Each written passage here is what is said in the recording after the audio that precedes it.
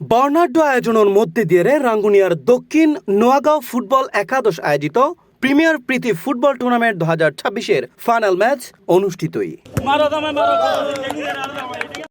টান টান উত্তেজনাপূর্ণ ফাইনালত নির্ধারিত সময়ত হনদল গোল গরিত নফারণে ম্যাচগান সরাসরি ট্রাইবেকারত গড়ে যায়, যাদের ট্রাইবেকারত জয় ফেয়ারে চ্যাম্পিয়ন হয় দক্ষিণ নোয়াগাঁও অল স্টার ফুটবল একাদশ এবং রানার্স আপ হয় মেম্বার শামসু কোম্পানি স্মৃতি ফুটবল একাদশ।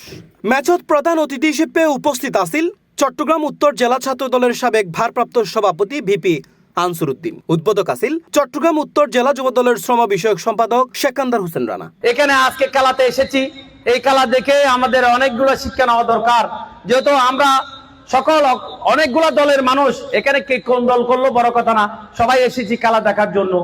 খেলাটা সবার প্রিয় জিনিস, এই খেলা দেখার জন্য আমাদের সুন্দর সমাজ দরকার আছে, সেই সুন্দর সমাজ গড়ার জন্য সবাইকে কাজ করতে হবে। আমরা যদি ইয়াং জেনারেশনকে যদি আবার ক্রীড়াঙ্গনের মধ্যে খেলাধুলার মধ্যে ফিরিয়ে আনতে পারি, যুব সমাজ ইনশাআল্লাহ রক্ষা হবে।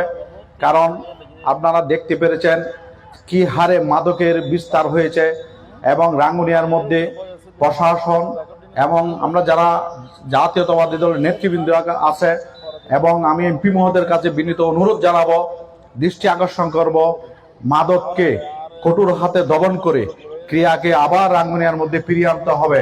এই সময় অনুষ্ঠানত পৌরসভার 2 নম্বর ওয়ার্ড বিএনপির সভাপতি আব্দুল সাত্তারর সভাপতিত্বে বিশেষ অতিথি হিসেবে উপস্থিত আছিল চট্টগ্রাম উত্তর জেলা জিসাসর সহ সভাপতি লোকমান হোসেন, রাঙ্গুনিয়া উপজেলা জিসাসর সভাপতি শহীদুল ইসলাম সোহেল, উপজেলা পূজা উদযাপন পরিষদের সাধারণ সম্পাদক লিটন দাস, পৌরসভা যুব দলের যুগ্ম আহ্বায়ক ইয়াকুব রানা, মোহাম্মদ ইমরান ও মোহাম্মদ মনসুর। এছাড়া আরো উপস্থিত আছিল ইসাকালী 3 নম্বর ওয়ার্ড যুব দলের সভাপতি মোহাম্মদ জাহাঙ্গীর, জসুর, গোলাম রসুল, রফিক, ফয়েজ, ছাত্র দলনেতা নাসির উদ্দিন, ফারুকুল ইসলাম সহ আরো বহুত কেউ।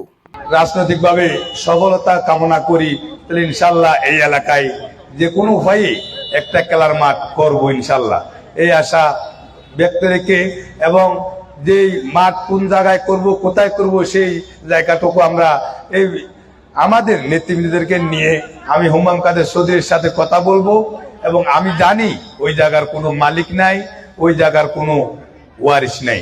রাঙ্গুনিয়া অভিভাবক জনতা জনাব হুমায়ুন কাদের চৌধুরী সাহেবের কাছে আমার দৃষ্টি আকর্ষণ থাকবে, প্রত্যেক ইউনিয়নে একটি খেলার মাঠ যদি আপনার নেতৃত্বে যদি যুব সমাজকে উপহার দেওয়া হয়, আমি মনে করি আগামী দিনের মাদক থেকে সবাই সরে আসবে।